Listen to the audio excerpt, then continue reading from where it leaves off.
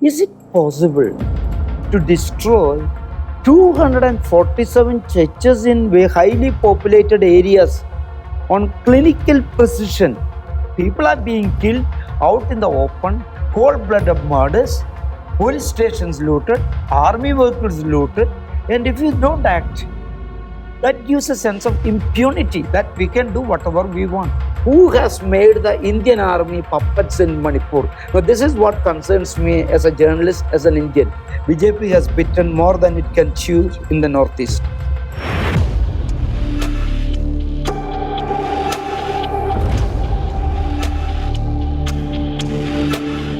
Today, we have a very special guest with us. It is none other than the talented international journalist, Mr. ANTO AKKARA.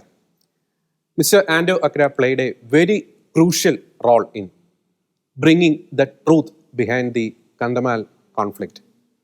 His articles, his books played a very critical role in bringing the exact faith of Christians there in Kandhamal.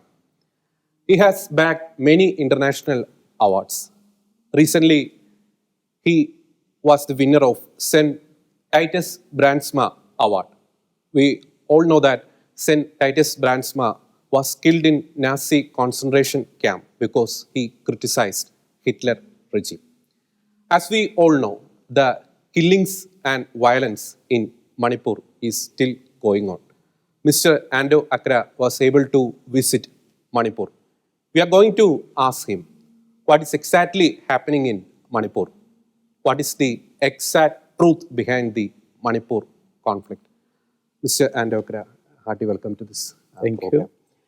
We know that the conflict in Manipur was started in May 3rd, 2023. In the initial days, many media reported that the violence, the main reason behind the violence was the ethnic conflict between the two communities. Yes. But one of the first report came from you regarding that the MEITEI churches are also getting attacked. Yes. When that report came, especially in Kerala, the discussion regarding the Manipur conflict took a drastic change. Now the discussion is concentrating on a point regarding the attacks against, targeted attacks against the Christian communities there. My question is that, where do you got that information regarding that the MEITEI churches? We all know that the KUKKI churches were attacking the initial days, but Yes.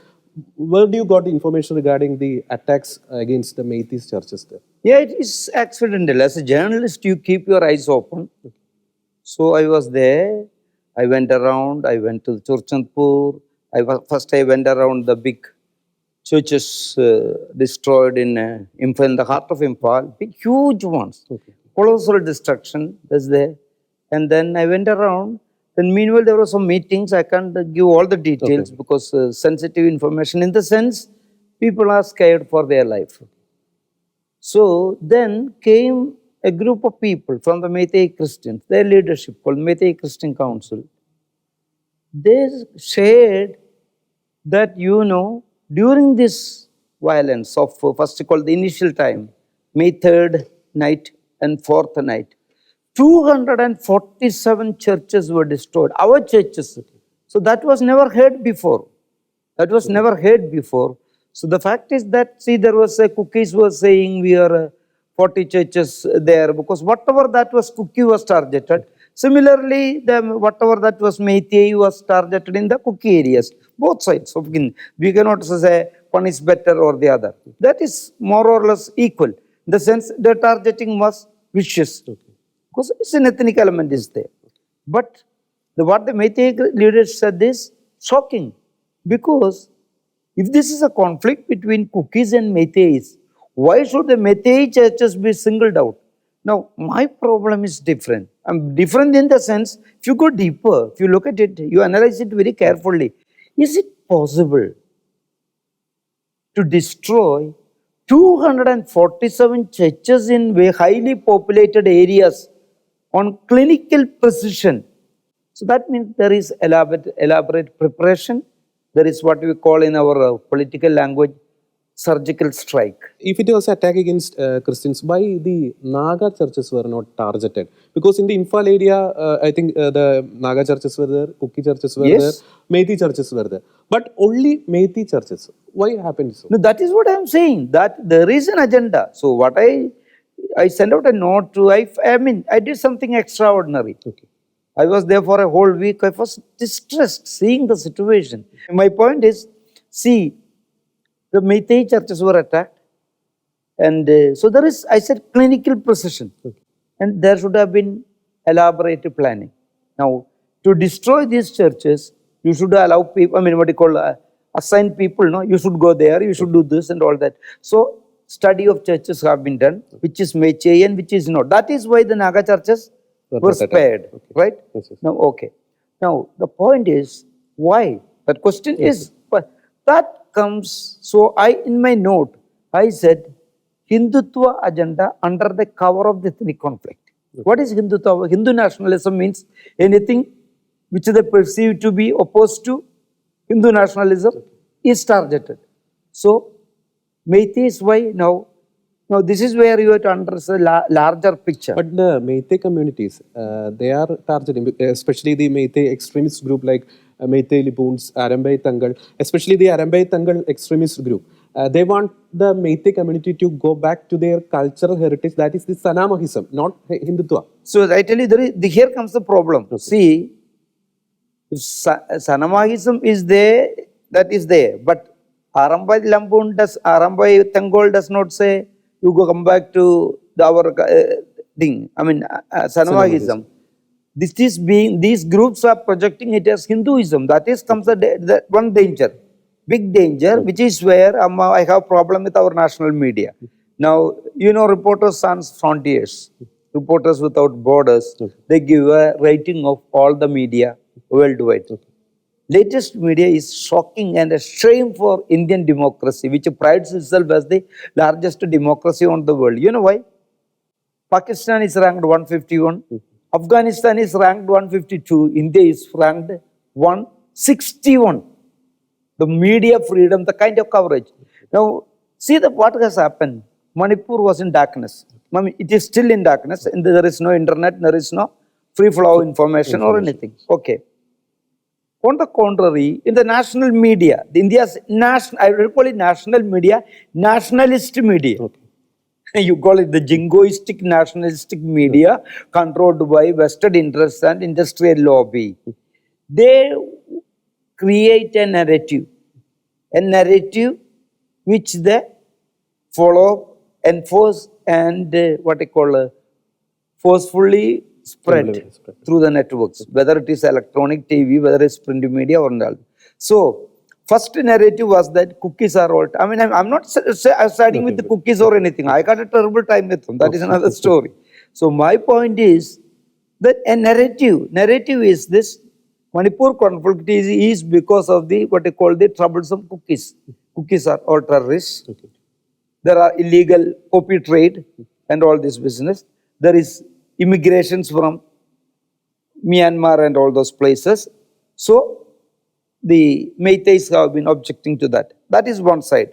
On the other side, the national media also. Now, here comes the role of the RSS. Okay. The RSS came out with a, I mean, I don't understand why should they make such a statement. The organizer is the mouthpiece, English mouthpiece of the RSS. Organizer comes out with a statement, said that this is with the support of churches. I mean, what on earth you mean? This violence between cookies and MEITEIs is with the support of the churches. But on May 3rd, regarding that solidarity march organized by the tribal students group, the church openly gives support to that. See, I mean, we must see, now there is a lot of difference. The church, how you understand, mainland is a church and it's a Catholic Bishops Conference of India, CBCI, or Kerala Council of Churches, means that is church. I mean, there is a wider, in Manipur, there is no monolithic church structure. Okay. They are all mostly splintered denominations and all that. Now, I don't know which group. There is no church body organization that can control the tribal groups of Manipur. Okay. There are so many. Okay. Church has no control over the tribal people. Absolutely. Absolutely. Because churches are in the, what you call secondary or third realm. The tribal groups or these organizations are on the top. So it can never be said. No person in his senses would agree. Those who know Northeast would say, this is with the support of the churches. What is the role of the churches in that? I mean, the question is, this gives a larger agenda. If you see, now there is one big, we are personal, nothing personal against this man. The Sheshadri Chari has been the organizer, editor for long. He has been member of Rajya Sabha. He writes a column. And then comes a series of articles in the media saying that, you know what, all these arguments are Sheshadri Chari is bringing. And now then comes all this, what you call, the secular so-called nationalist media, which they are saying, Northeast has been leased to the Christians by Nehru 60 years ago. Again, all the problems are put at the feet of Nehru. So, this is Christian conspiracy. Now, how did this? So, the reality is, now I feel as a journalist, this is called the lady that protests too much in King Lear, Shakespeare's King Lear. What does that mean? I'm not guilty, I'm not guilty. You know, that is the language RSS is speaking, because they have a role in this, because it is impossible without an agenda, to have this kind of a, to destroy 247 churches over 2 nights. Why? You ask the question. Now the MEITEIs, it's a fact, but that MEITEIs, number of Christians among MEITEIs has been growing. So maybe RSS is alarmed. And there could be a very possible reason is that, the Hindu nationalists have many experiments. In 1990s it started. Gujarat was known as the Hindutva Laboratory. Hindutva Laboratory means where you conduct the experiments. And there are all kind of experiments. Even dead bodies were dug out from cemeteries. The dance violence happened. All those things happened. So, Hindutva Laboratory, later it became Hindutva Colony. It's just well established. Nobody can now, see the situation there. It is 100% Hindutva base. You are pointing out the RSS agenda behind this Manipur conflict. Yes. But my question is that the BJP is already aiming for Congress Mukt Bharat. They are trying to enter to the Christian community, especially in Kerala. They have won in Goa. They have make a stronghold in Northeast state. But if they implement such a kind of Hindutva agenda in Manipur, it's really a setback for them in Northeast state, also in Goa, also in other states where the Christians are playing a majority. I cannot say why BJP is doing, but we can see possible reasons. Because this is an expansionist agenda, they want to perpetuate what they have established. So what is the reality there? How did they get this clear majority, 31 out of 60 seats? Because they have made a deal with the KUKKIs.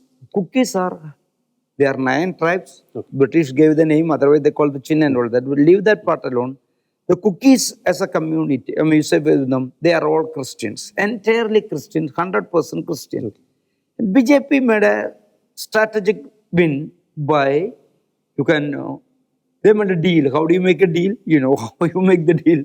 So it is a fact. They made a deal with the KUKKIs and they have got 7 KUKKI Christian MLAs as BJP. So they have made an inroad into the KUKKI Christian base. They so feel confident. Now, extension of the political thing is Manipur, 60 assembly seats, 40 are from the Imphal Valley, where the MEITEIs are the majority. Where the MEITEIs are overwhelming majority, no other candidate can win, practically. There is one candidate I met, it's a Dalit candidate, is a Christian. He has won from Imphal Valley. So practically it is called, so Sangha, I wouldn't say Sangha Parivar. There is an attempt by the Hindu nationalists altogether, including different networks, to project the MEITEIs as Hindus. Of course, there is a linkage is there. The king has been Hindu. That is historical. It has been going there. But the religion is called, the indigenous religion of Manipur is called Sanamahism. But now there is, in the application forms, you can write Hindu, Christian, Muslim, Buddhist or Sanamahism also. It is, official. But with this what they call fostering and nourishing of these networks like Arambai Thangol is a very, very vicious outfit. They more resemble the ISIS, like because your black clothes and their style and their marches is like a military march. You see in the videos? So Arambathangol and the other one is called MEITEI Lumpon. These two together have been at the forefront of this violence very much. They looted the police stations. So they are more militant. They have looted even the army weapon, and then you fighting the army. From the other side also, the KUKKI extremist group has also got modern weapons like AK-47, zippers and all. So some are blaming that they are getting weapons from outside India too. It's a serious matter of concern. No, I mean, I now going to go to exactly who got from where. Naturally, in conflict zones, the states, neighboring states play a key role. Wherever it is, because international business, good business, whatever it is. But the issue is that's not what I'm discussing. Of course, cookies are armed. It's a fact. Cookies are armed. That's a fact. Now you go to Naga. There's called Naga networks. Many of them are armed, and it's only that. Northeast has 400 tribes, all independent, passionately proud of their what they call the anthropological origin, that is called tribe. So they have their distinct features. Now, BBC has come, I was reading a BBC report today. So it says there are more than 400 tribes in the Northeast. So it has been and it has its share of problems every now and then. So we cannot single out this, it's between Meiteis and now Assam has Kokrajar, Bodos and Assam. All these, everywhere these problems are there. Even Arunachal, there are different tribes fighting each other. So these kind of elements are there. So basically, they are warrior groups. They they got their arrows and all those things. Technology has changed. They get latest weapons. But my problem is, let us for a minute forget about who is doing what and all. Where is the Indian state in Manipur? We are coming to the 2 months mark, 253, 55 days. Where is this pathetic face of Indian democracy there? Where is the state? Where is the police? The police practically is devoid of all weapons. All the weapons have been looted. And the government is not arresting anyone. It's very funny. I was there for more than a week. Then I was camping outside more than a week. So for 2 full weeks, I was closely monitoring what was happening there. Hardly any arrests. People are being killed out in the open, cold-blooded murders, police stations looted, army workers looted, and if you don't act, that gives a sense of impunity that we can do whatever we want. The state machinery has failed. Yes. So this is what I've seen in Kantamal. So this is a parallel on the one side. And on the other way, they are going like executioners. For example, these people, they fought the Assam rifles and see, Home Minister Amit Shah went in a desperate bid to, he was very late, of course.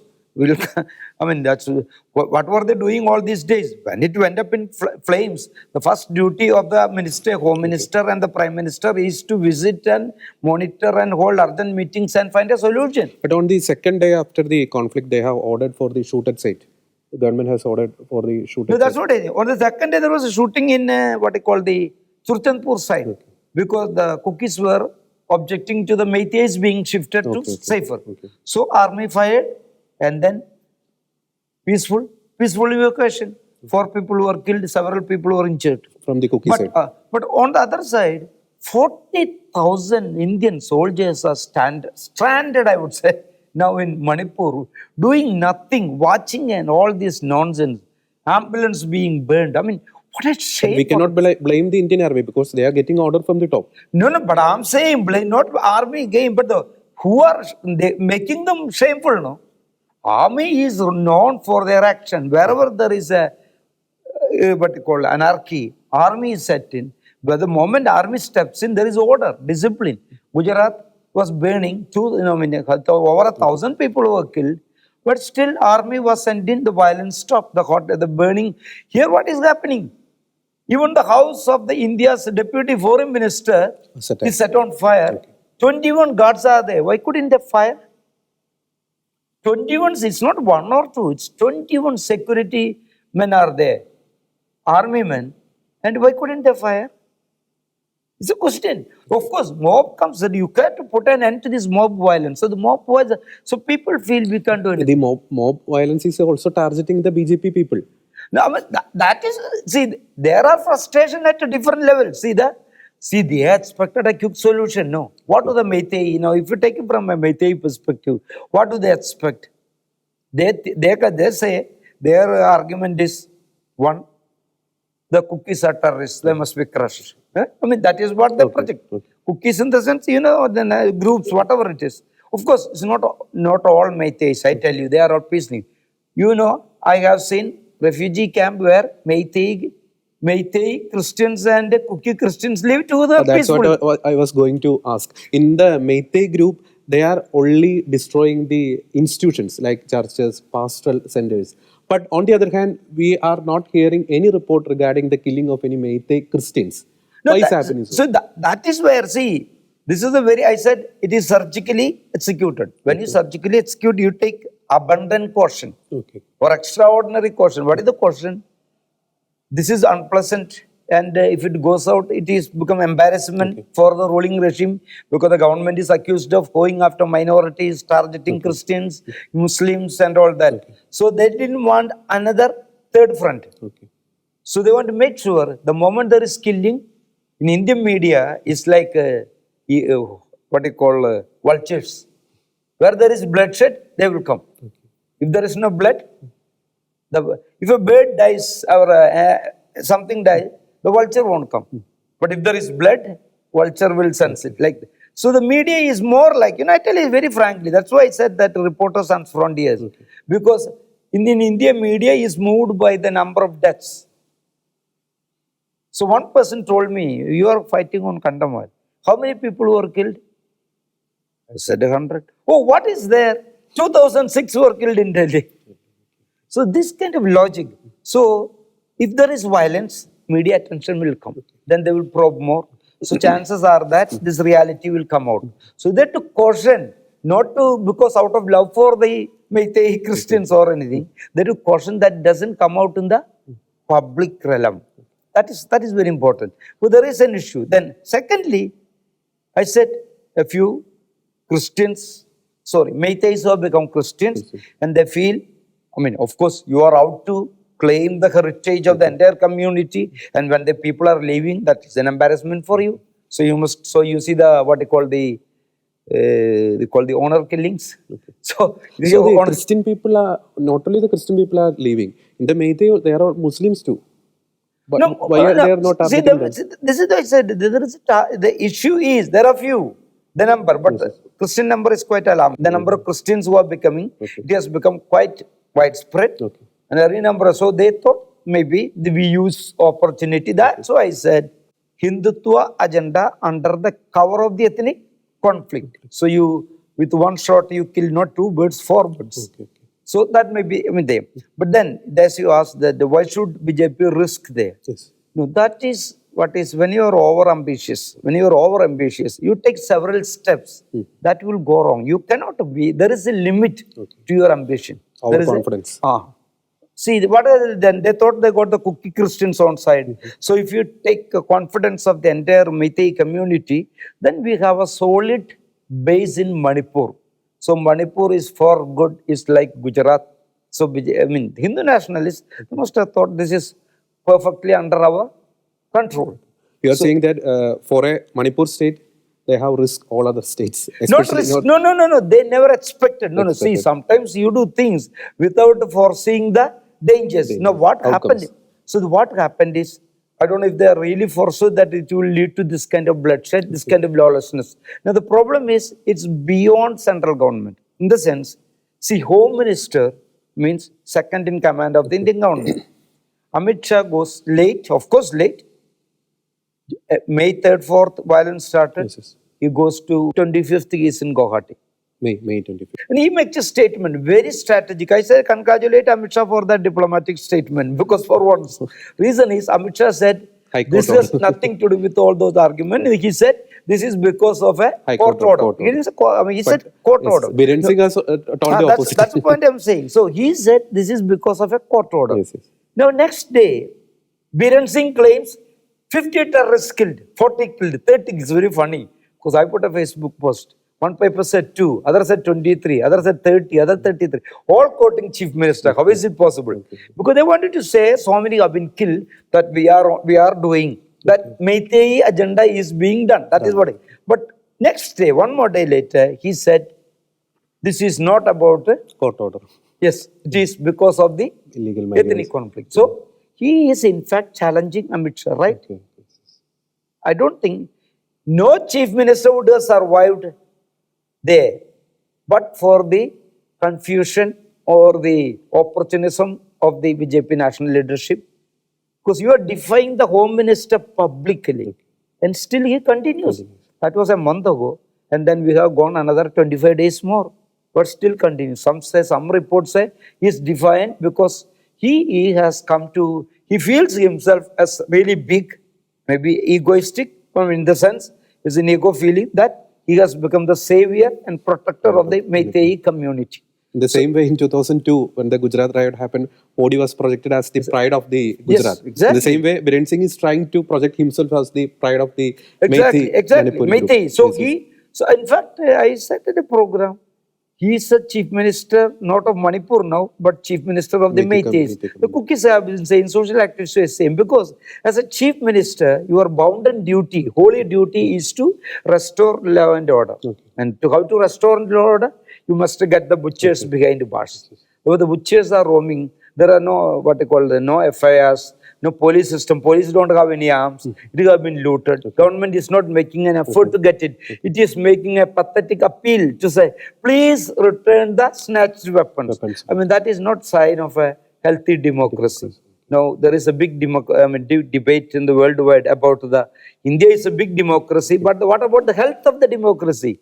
Now, look at Manipur and look at, you call it a democracy? Autocracy won't allow. Why? So there is a failure. Now, this is an issue which draw that. I mean, of course, Manipur has happened. The violence has been there. The people are divided on ethical lines. We can understand. There is an issue, emotive issue. For years, but it is duty happening. of the state and for the good of the country, there should be restoration of law and order. Number one, this anarchy cannot allow to continue. The state, the state chief minister is a damn, and what you do? Kick him out. You have alternative, 356, get a governor's rule and say we will not tolerate this nonsense, this kind of violence. What a news goes out from Manipur. A boy accidentally shot in crossfire, injured, and he's taken to hospital by his mother and auntie, and the ambulance is tortured and all are killed. What a shame for the country. No, it reflects poorly. All those who make arguments are pro and con. So what should worry us? Put the strong arm of the law. Who is binding 40,000 army, manning like 2,000 square kilometers of the Imphal Valley, from keeping quiet and watching us helpless puppets?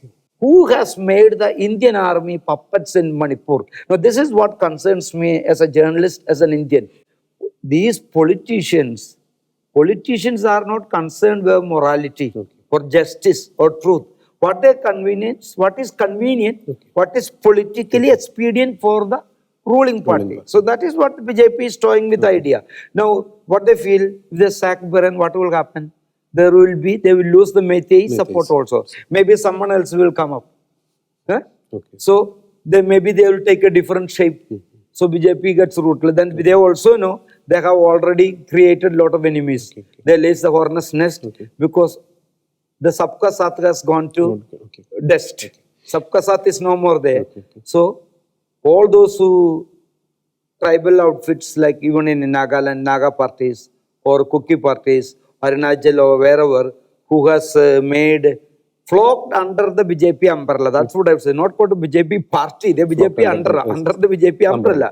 But when they find the wind is too strong, they will leave the umbrella and take a safer shelter somewhere else. So it is quite possible that they know the moment the army is sent to what they call the KUKKI areas, they are armed, few to their areas, then BJP will be inviting more trouble because they know the BJP governments in Nagaland will become Congress overnight. That's what happened earlier, especially in Arunachal. It is overnight. Except the chief minister was isolated and then so this kind of dramas will repeat. But anyway, I think tell you practically in one sentence, BJP has bitten more than it can chew. Now it will have to throw up something in the end. Regarding the destruction of the church, there is a possibility that there was a spontaneous reason behind these attacks? Because I am asking this question because previous days there was a hate speech from a pastor named Jayananda against the Sanamahism. Yes. Also a Swami named Ramananda has given a hate speech against the Christian community there. So, is this possible that these two hate speeches result into a spontaneous action? No, if that is the kind of is that, see, imagine the Kukkis are 100% Christian, the Nagas are 100% Christian. Together they are 42-43% of Manipur's population. It's quite large. Okay. They could have created a lot of trouble. Okay. But then, I mean, there was nothing of that sort. Okay. The thing is, of course, this pastor is atrocious. Should have never done that. Okay. And he was threatened like anything. Okay. And some called for his head and all that. He has gone into hiding and he has unconditionally apologized. But he has not resurfaced. He knows if he comes out, you will be finished. Okay. So he has gone into it. That issue is like an individual kind of a thing. I don't think that is the reason why all these churches were destroyed. No. Then it would have been Christians. Okay. You got it? Okay. See that? So see that is they discussed that element with people. Okay. Of course, I tell you, this is where the communal harmony destroyed. Now there's many people doing it. Okay. There are Christians too, Muslims too. Now, for example, let me give an example. What Prime Minister Modi did in Karnataka on the election day, he said, when you go to the polling booth, you must press the button, voting button, and say, Jai Hanuman. Is that a Prime Minister should do? Is it a communal? Does it promote harmony? Does he make him the Prime Minister of the country or a Prime Minister of the Hindu lobby? No, this is where you make a mistake. So you have to see the pastor's statement in that context. Of course, Prime Minister drew criticism, but nobody called for his blood or and all that. But I mean, that's fine. Let's leave it. But the point I'm saying is that what the pastor has done is atrocious. That's the way, atrocious. Should have never. See, whatever be your faith, you should never demonize the other. This is my faith. Okay, fine. Faith. But you have no right to demonize the other faith. Okay. Whoever does it, whether it is a Christian pastor or a Muslim cleric or a Hindu, you have seen the kind of controversies were generated, no? Some other people. So these are what they call there's a communal and provocative. So this should be avoided in any healthy democracy. Before the May 3rd also, there were a lot of burning issues in Manipur. Especially the Biren Singh government has taken a strong action against the forest encroachment, also against the migrants. So why Kukkis feel so offensive about that actions? Actually, the migration, the illegal migration is a fact, right? Because Myanmar, we have a porous border between the Manipur and Myanmar. So the population in hilly area is growing unnaturally. So the illegal migration, the Biren Singh government is taking action against the illegal migration, also taking action against the forest encroachment. Why the Kukki people feel so offensive regarding those actions? I don't think it is it's offensive or not. But my problem is this: migration is a political subject. Okay. Migration is a political subject. You know, I used to live in Delhi all the time. So they say the Bangladeshi Muslims in Nizamuddin and all that, Delhi. You know, that was been a constant sore point, debate. So there might be some, but is it true to that extent? Now there are both are blaming each other. So, but this has become the national narrative. That is my point is, Manipur has been, the ethnic issues are there. There have been fights between Kukkis and MEITEIs and all that. Wherever there is a border, and if life is better on one side, there is chances are that people will migrate. It is a fact. Secondly, as I mentioned in the beginning, the Kukkis are what they call a coalition of different tribes, more than 9 tribes. Their counterparts are in Mizoram, They are in what they call Myanmar and all that. So there will be migration. That is a fact. The problem of the This is the point. No authentic study has to be done on that. Okay. What is the level of migration? Now, for example, one BJP MLA told Karan Thapar is one of the finest journalists in India, that this migration has gone so much. The KUKKI has gone from, it said, 14% to 27%. And when he did an interview with the KUKKI leader, he said, I was told by the BJP MLA that this has gone, but it is not a fact. It is only 14% to 17%. So there is exaggeration. Now my problem is, when Manipur is in darkness without internet, no authentic defense is coming, the narrative of the Hindu nationalists is being filled in the national media. So that is why these have become so prominent, and say they have got, so these terrorists have got the latest sophisticated weapons and all that. Now, naturally, terrorists will weapon. I am not saying that it is not. The point is, a narrative has been imposed on the nation. The narrative of the MEITEI Hindu nationalists have been imposed on the nation. So some of these reports, I would say, you got to take it with a pinch of salt. You cannot say absolute truth. Of course, the nation must know, as Arnab Goswami said, but we should have a system. Now, what is happening in the country? All the autonomous system, the National Human Rights Commission is there. It has not issued a statement on Manipur when it is burning. Why? You know, see, this is the what I call the systematic dilution of these constitutional watchwords. National Human Rights Commission was set up in 1993 with the mandate that for better protection of human rights. Better protection of human rights. Chairman has to be a former Chief Justice of India. Only a Chief Justice of India could be appointed as the chairman. Now, what is the Modi government has done? They got a pet judge, is very infamous. I don't want to say, there is plenty of about him. Justice Verma. Now, what is he doing when Manipur is burning? He could have gone there, no? As a human rights watchdog. Happening in limelight. I'm saying, if he has any constitutional duty, a sense of constitutional propriety, if you are getting a fat salary, government facilities, as a chairman of an autonomous commission, he should visit Manipur, no? Why can't he visit Manipur? The same with the Kandamal, there is a similar.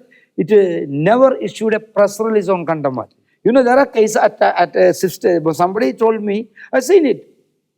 When an auto rickshaw driver lost 2 fingers in an accident, NHRC ordered compensation. But when people are being like stray dogs, openly killed, NHRC keeps eyes shut. There is something. So we feel there is a political agenda which is being hidden, covered up in many levels.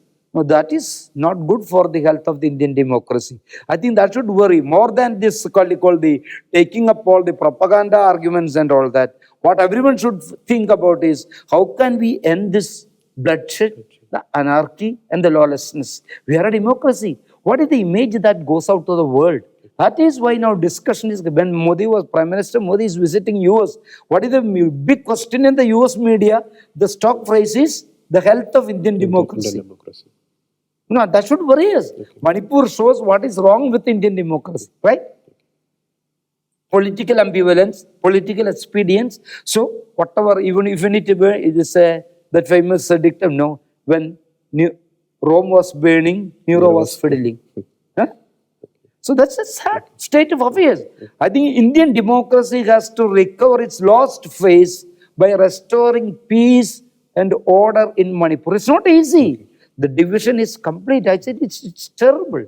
There is an allegation that regarding the poppy cultivation against the KUKKI people there. No, that's what I'm saying. See, these are things, there are elements, of course. And it's a fact that, it is a fact that poppy cultivation may be there in the hills, because inaccessible areas, people with some planning, business mind, and good traders connections. But it is said people of different ethnic divide are involved, invested in this trade. Of course, it's easy money. Drug is its margin is huge. So it is there. But there should be effort. But to brand it communalist, in the communal in the sense, this is on one community or that is not the way. I think Because chief minister has played into the MEITEI anger and ego. Why? He said these cookies are dangerous. Now his tweets are, a chief minister, should I have seen the tweets? I So tell openly you. blaming the entire community, openly blaming. Exactly. State should make strong action instead of propaganda. Propaganda is not help you. Propaganda is only to, what do you forward that? To cheer up your lobby or your audience. It's like a football game, no? So the majority is there. So I want to cheer up my people. So I will do all kind of political. This is where politicians spoil the administration. Politicians forget when you are in power, your duty is governance. Governance is not for pleasing some one group or the other. Governance is for rule of law, the what you call the justice, all those issues. So this is where politicians make blunders. So maybe chief minister did a honest effort to, I don't know whether it is honest or how detailed, because I cannot investigate, I'm not saying the places. But I'm saying, if you gone after, they said they destroyed some poppy cultivations, I mean, with the army and all that. Yes, it is true. But then you blame, and you make it a blame game. Okay. That they are wrong, we have done the right thing. Okay. So you inflate your ego, inflate the ego of your community, and that emboldens them. You know, you are inviting trouble. But another point is that the BJP MLAs, both from the KUKKI side as well as from the MEITEI side, are also now, some of them are standing against the BJP leadership, BJP, the CM. No, I see you have to make a big distinction there, because see, even in the Impal Valley, there are pockets where it is not MEITEI majority. There are different ethnic groups, and all that configurations are there. So some feel that BJP is, not on the wrong path. They feel chief minister is failed. Their main argument is chief minister has failed to control. That is absolutely right. They are also worried about their future. Because if this dispensation goes on like this, they are doomed. Right? And that is a reality. One BJP senior leader has been quoted by Hindustan Times yesterday saying that whatever we have gained from 2014, what is 2014? When BJP came to, first time BJP came into power in this northeast part. So they are going to lose by 2024. So there is big fear. So politicians, the moment they find something is going wrong, survival instinct is there, they naturally raise points. But the fact is that, the fact of the matter, the ultimate conclusion is, what is happening in Manipur is terrible for the people. They lost livelihood. Imagine, there is absolutely, and there is a big issue. See, surrounded by hills, if you see the topographical map, it's all hills, mountains, and all the mountains are basically tribal areas. Both sides, Kukkis and Nagas. And the main lifeline to Manipur is the Dimapur Imphal National Highway. And that is blocked with Kukki. Now, if the conflict drags on, the MEITEIs also will suffer. I mean, you can shout what you call the nationalist slogans or your ethnic slogans, but ultimately poor people will suffer more. So who are the victims? The war. These are poor. Those who have money, they will manage somehow. Even if you petrol not available, they will buy it for 300 or 400. Poor man who runs an auto rickshaw, can he does? So it is ultimately, the more this bloodshed, this is a cruel joke on the poor. So it's a bounden duty of all those, including Prime Minister Modi, who remains static, his mouth shut. That's shameful, because, Prime Minister Modi has been concentrated on Northeast for a big way. Since 2014, he has been made, I think, 60 times. Not only that, I find it very funny how his system is covering it up. In one of the national dailies, national dailies, but Manipuri dailies, the PIB issued a press release. Prime Minister Modi's Man Ki Baat, MKB. MKB means Man Ki Baat, his monthly program, in which he has hailed Northeast several times. The government, the information wing of the government of India, the Press Information Bureau, is issuing a stupid press release to fool the people of Northeast, saying, in the sense that, don't worry, even if the Prime Minister speaks, he has love for you. People actually destroyed the radio after his that is another thing. The point I'm saying is, they're trying to fool them. No. Okay. See, this is where democracy works. That is why now people are worried 2024 is a fear, because you can fool people for some time.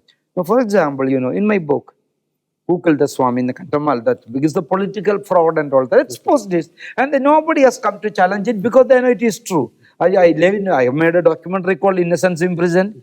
It's in English, it's in Hindi, it's in Odia, it's in Malayalam and all that. Nobody has come to challenge it because they know that is a reality. And their worry is if people read or people watch, more will come to the reality. So they kept going. But in last sentence, they deliberately put that sentence. This is from Mahatma Gandhi, the father of the nation. What he has said, whatever you gain by hatred becomes a burden in the end.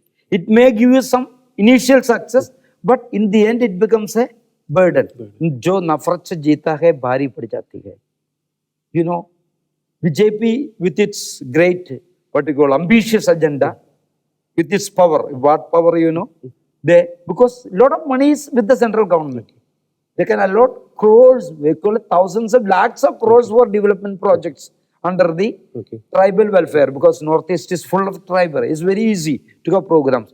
And all the tribal parties who allied with the BJP, they are not joined BJP, you can say. I said, that is why I said, deliberately said, they joined, they have taken shelter under the BJP umbrella.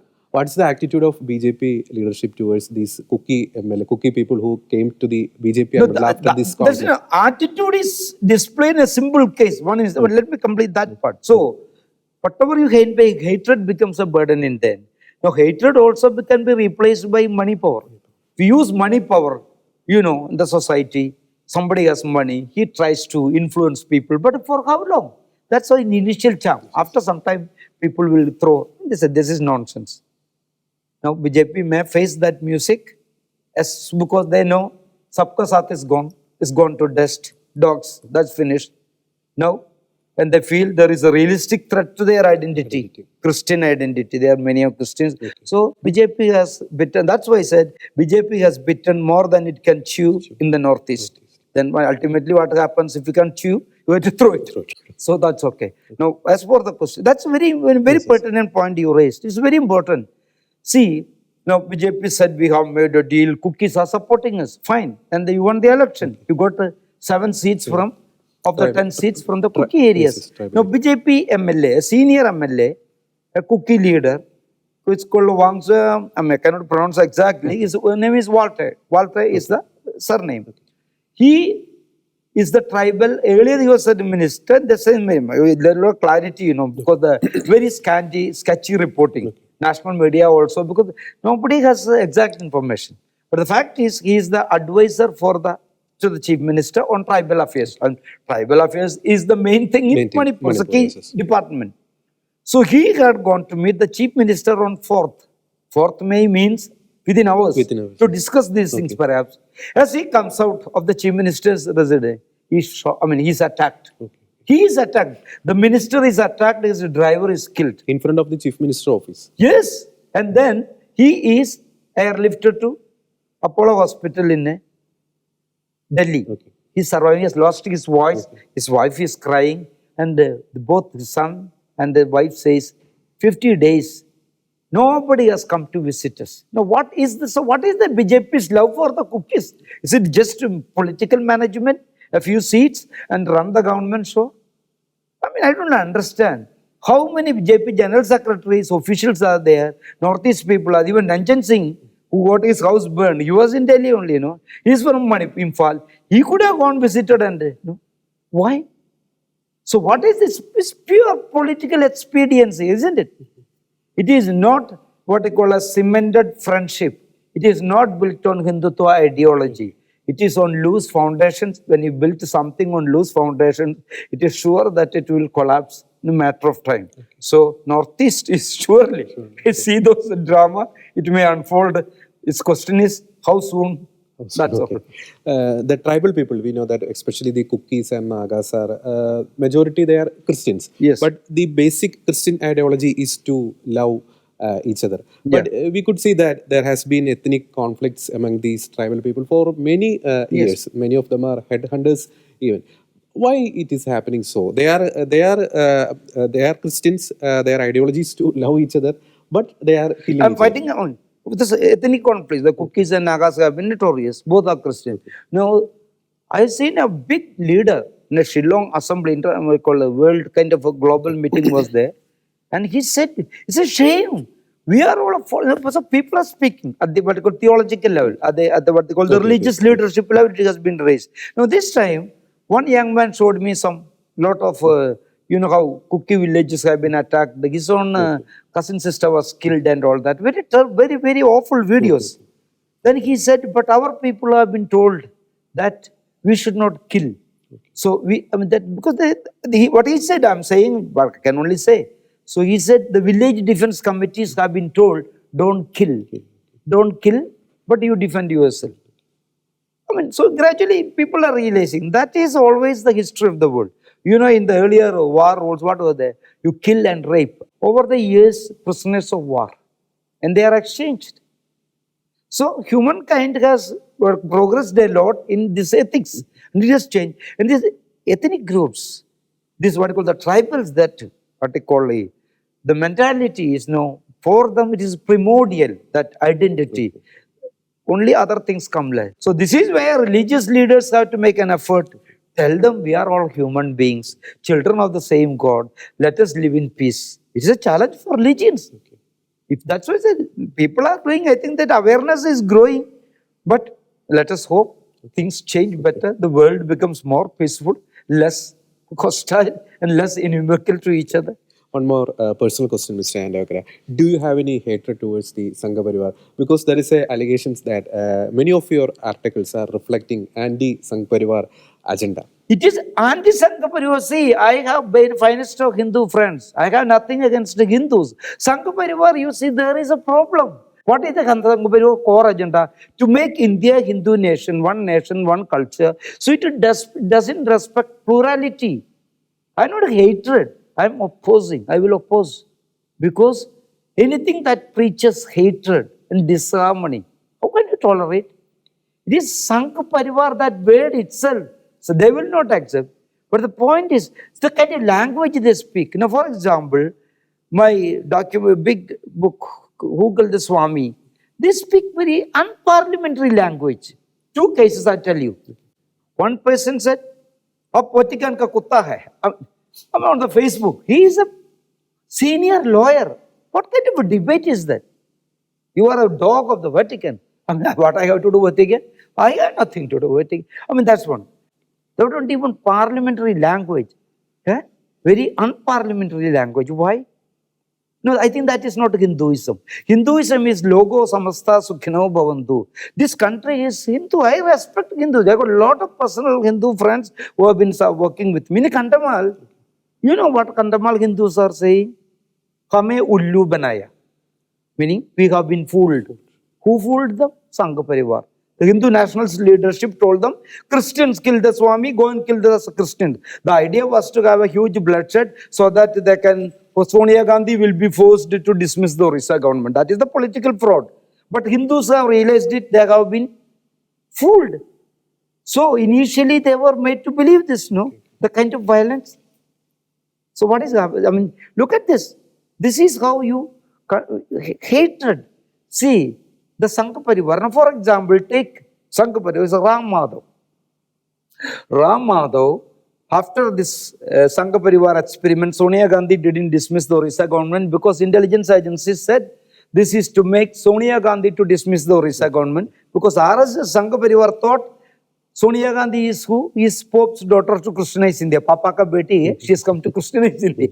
So she won't do, intelligence agency said the whole Kandamal violence is to make her feel, because she is a Christian at heart, so she will be forced by, because Swami himself had said that Pope, Europe, US, Sonia Gandhi and Pope wanted to kill him. So this was all done. Everything went wrong. So, and I'm giving you very confidential, I never made it public, but I think time has come since you said that, who is spreading hatred? And that's what I'm saying. So, they brought out a book called Harvest of Hatred. Harvest of Hatred. See, only those people who, what they call, work on those lines can have such a headline for a book, international book, which was submitted to the US State Department. Harvest of Hatred. Now, who was harvesting hatred? Now, my problem is, it is published in the name of Michael Parker, but actual author is Brandon Parker. And I have got an email with me between the two, where this Parker writes to Ramadhav saying, "You are rabid communalists. You are rabid communalists. How could you use a title like that?" I didn't write that title. And this is what Sangha Parivar does. They try to harvest, they try to sow hatred and try to harvest hatred. But Gandhi has given them the real reply to that. He said, harvest of hatred will never succeed. Whatever you get by hatred becomes a burden in the end. See, to add to that, there are many, many instances of how Sangha Parivar, I think it is based, they spread what you call lies. You have seen in the media, there are many, many occasions. But I tell you one personal, very shocking one. In Kantamal case, a young nun, 28-year-old nun was raped. It's like public rape. Two people standing her hands, third one raping, others clapping. Now, after that, she's taken out in a parade. So that director of the pastoral center where she was working with the father, Malayali priest, Father Thomas Chellan, they were taken in parade. He is in his underwear. The sister has only a piece of her sari on her body, and they paraded through the market, the main road, Nogam Road. And that is what happened. Then police comes, and then this raped nun thought, if I go and sit among the police, it will be safe for me. Then somebody goes and pulls her up, slaps her. In front, police does nothing. Okay. And then senior officers reach and they take her, and they take her to the police station, and they take her to the hospital. They conduct the rape test. Everything is done. Everything is documented. But Orissa police did nothing.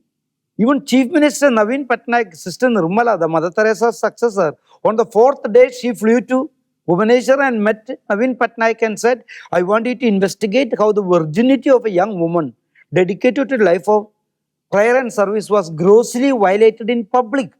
Naveen Patnaik said, because Sister Nirmala is like less than 5 feet.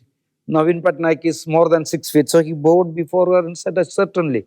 But he must have put the letter into the wastebasket. Because nothing happened for 5 weeks. Police did nothing. So finally, N. Ram, the chairman of the Hindu group of companies, he came to know this. Naturally, anyone with a conscience will act. It is not because he hates anyone. It's because he feels the truth has been violated.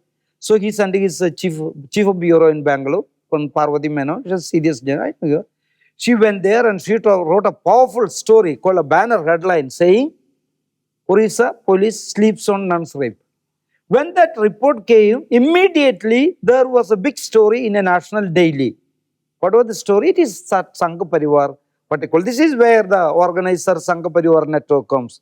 It says, nun's rape is ecclesiastical afterthought. Meaning, this is cooked up by the church, it is not true. And then they are giving, this nun is not, someone, it's a disgusting article written by a senior woman judge. So, feminism goes. A lady called Sandhya Jain, I am giving the name. She wrote that terrible article. Now, in Orissa, what happened? Of course, then this article must have seen, the Sangha Parivar has, amoeba-like networks, portals. When Mother Teresa is canonized, what do they say? Monster Teresa. See, how you dare do this? When Mother Teresa is canonized, Sangha Parivar outlets are saying, Monster Teresa. This is called hatred. But the government never does this sedition or what you call Article 143. Anyway, let us leave that part. So now in Orissa, Sangha Parivar groups are told to conduct protests. So they're carrying out street demotion, saying, what is it saying? This nun has defamed the Orissa police and he has brought ill shame to Hindu nationalists. This is not true. So the nun should be arrested. Now who is the culprit? No, this is what Sangha Parivar does. So this is why I said, when you are going out, when you are covering up, when you are try to destroy truth, you have to speak. So those who feel offended by this kind of nonsense can never be a fan of the Sangha Parivar. That is true. Now because I have in my book that Who Killed the Swami, there is a chapter called Saffron Truth Factory. Now you know Truth Factory means what? you're manufacturing truth. And I think their greatest hero must be, I mentioned there, Hitler's propaganda minister called Joseph Goebbels. He says, if you repeat a lie 1,000 times, gradually people will come to believe it. This is what has been going on in the country. So very sad, but our motto is Satyameva Jayate. And if you believe in Satyameva Jayate, you cannot have to oppose the Sangha Parivar. More than that, truth, Amit Shah has offered, as Home Minister, 10 lakhs for those killed in Manipur. State government has offered 5 lakhs, that is 15 lakhs. Now, how many of those who've been killed, their families will get it? The death list. You see, this is when people are killed, and if it is not documented, is it not a covering up? Is not. So cookies have fled, and then many have been killed, and nobody knows who is alive because some are left to Mizoram, some are in refugee camps in Churtanpunda area, some are in Dimapur, some are in Guwahati. So it will take them ages. So there is no FIR, there is no proof. So see, this is where I said there is all cocktail. When you spread lies, there is untruth, there is injustice. So let us wake up to what Tagore said, that country, let the country awake to a country of truth and justice. Thank you, Mr. Anto AKKARA, for spending your valuable time. Continue your fight for justice and truth. All the wishes. Thank you. Thank you.